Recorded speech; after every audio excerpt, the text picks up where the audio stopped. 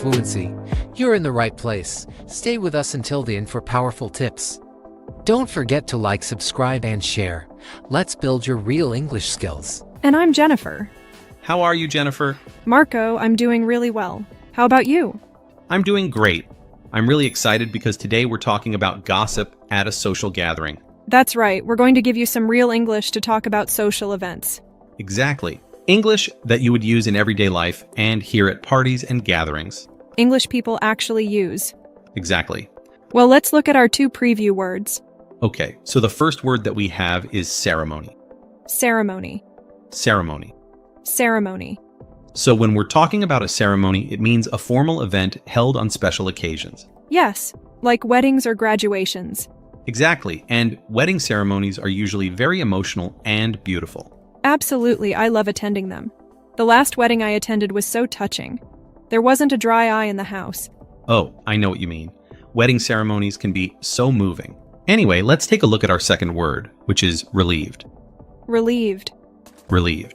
Feeling happy because something unpleasant has not happened or is no longer happening. Right, like when someone finds something they thought was lost. Exactly. I remember once I lost my keys and found them in the most unexpected place. The refrigerator. I was so relieved. That's hilarious, Marco. All right, so those are our 2 preview words. And now we're ready to listen to the dialogue for the first time. Okay, this dialogue will be at normal speed and it will be fast, but don't worry if you don't understand everything right away. After a few minutes, we promise you will understand everything in this lesson. So sit back, relax, and enjoy the conversation. Let's listen as 2 friends gossip at a social gathering. Hey Lisa, this party is amazing, isn't it? Oh, absolutely. Everything looks so beautiful. Did you see Karen's dress? Yep, she looks like a princess. But did you hear what happened right before the ceremony? No, what happened? Karen's sister Sarah lost one of the rings. They were searching everywhere for it. Oh no. Did they find it? Yes, luckily. It was in the flower girl's basket the whole time. Sarah was so relieved. She almost cried. That's a close call. By the way, did you see the flower girl trip down the aisle? She was so adorable. Yes, she got up with such grace, though. Everyone laughed, and it lightened the mood. And Rachel's speech? It was so touching. She even made the groom tear up. Rachel always knows how to hit the right notes. Have you seen Tom on the dance floor? Oh my gosh, yes. He was busting out all these crazy moves. It was like a scene from a comedy show. He's definitely the life of the party. And those cupcakes Emma made, they're out of this world. I did try them. They were delicious. She really outdid herself. Also, did you hear about the mix-up with the catering? They almost served the wrong food to the guests. Really? What happened? Apparently, the catering company mixed up the orders with another event. Karen's mom had to step in and fix everything at the last minute. Wow, she's a hero. It all turned out perfect in the end, though. Totally. And the first dance was so romantic. Yes, they looked so happy. It's clear they're head over heels for each other. Oh, and did you hear about Mark and Rachel? People are saying they might be next to tie the knot. Really? That would be amazing. They make such a cute couple. I know, right? And poor Maria. Did you see her dress? It was stunning, but she accidentally spilled red wine on it. Oh no, that's terrible. Did she manage to clean it up? Yes, she did. Luckily, someone had a stain remover pen. Crisis averted. Social gatherings always have some drama, don't they? But it's all part of the fun. Absolutely. It's these little moments that make the day memorable. Cheers to that. And to celebrating love and friendship. Cheers. Here's to more unforgettable memories. You know, Jennifer, one thing I love about weddings is the food. Oh, me too, especially the desserts. I really want to try Emma's cupcakes. Lisa was very impressed with Emma's baking skills. Well, let's look at the language she used to tell us that Emma's baking skills were exceptional this time. Language takeaway. The first word on language takeaway today is outdid. Outdid. Outdid. Outdid. It means to perform better than one usually does or to surpass previous efforts. Let's listen to some examples of outdid so you can understand what it means. Example 1. The chef outdid himself with the 5-course meal. Example 2. She outdid her classmates by scoring the highest marks in the exam. Example 3. He outdid his previous record by running the marathon in under 3 hours. Great examples, Jennifer. So, when someone outdoes themselves, they do something exceptionally well. Exactly. Now, our second word today is stunning. Stunning. Stunning. Stunning. It means extremely impressive or attractive. Let's listen to some examples of stunning. Example 1. The sunset over the ocean was absolutely stunning. Example 2. Her performance in the concert was stunning and received a standing ovation. Example 3. The architecture of the ancient cathedral is stunning. Like when they described Maria's dress as stunning. Exactly. So if something is stunning, it's very beautiful or impressive. Perfect. And our last word for today is mix-up. Mix-up. Mix-up. Mix-up. It means a mistake that causes confusion. Let's listen to some examples of mix-up. Example 1. There was a mix-up at the airport and we ended up on the wrong flight. Example 2. The pharmacy gave her a mix-up of the wrong prescription. Example 3. Due to a mix-up, the invitations were sent to the wrong addresses. Like when the catering company mixed up the orders with another event. Exactly. So, a mix-up is when things get confused or mixed together incorrectly. So, those were our key vocabulary words. Now, let's listen to the dialogue again, this time a little slower so you can understand these words. After that, we'll move on to our Fluency Builder segment where we'll break down some key phrases and idioms from the conversation and show you how to use them in context. Stay tuned and don't go anywhere. Hey Lisa, this party is amazing, isn't it? Oh, absolutely. Everything looks so beautiful. Did you see Karen's dress? Yep, she looks like a princess.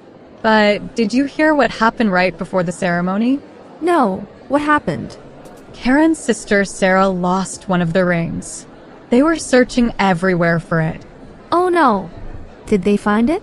Yes, luckily. It was in the flower girl's basket the whole time. Sarah was so relieved. She almost cried. That's a close call. By the way, did you see the flower girl trip down the aisle? She was so adorable. Yes. She got up with such grace, though. Everyone laughed, and it lightened the mood. And Rachel's speech? It was so touching. She even made the groom tear up. Rachel always knows how to hit the right notes. Have you seen Tom on the dance floor? Oh my gosh, yes. He was busting out all these crazy moves. It was like a scene from a comedy show.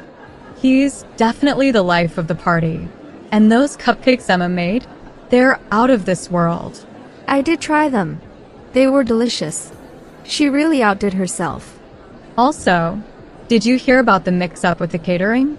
They almost served the wrong food to the guests. Really? What happened? Apparently, the catering company mixed up the orders with another event. Karen's mom had to step in and fix everything at the last minute. Wow, she's a hero. It all turned out perfect in the end, though. Totally. And the first dance was so romantic. Yes, they looked so happy. It's clear they're head over heels for each other. Oh, and did you hear about Mark and Rachel? People are saying they might be next to tie the knot. Really? That would be amazing. They make such a cute couple. I know, right? And poor Maria. Did you see her dress? It was stunning, but she accidentally spilled red wine on it. Oh no, that's terrible. Did she manage to clean it up? Yes, she did. Luckily, someone had a stain remover pen. Crisis averted. Social gatherings always have some drama, don't they? But it's all part of the fun. Absolutely. It's these little moments that make the day memorable. Cheers to that. And to celebrating love and friendship. Cheers. Here's to more unforgettable memories. Alright, so if you noticed, a lot of useful phrases came up in the conversation. Let's take a look at our Fluency Builder.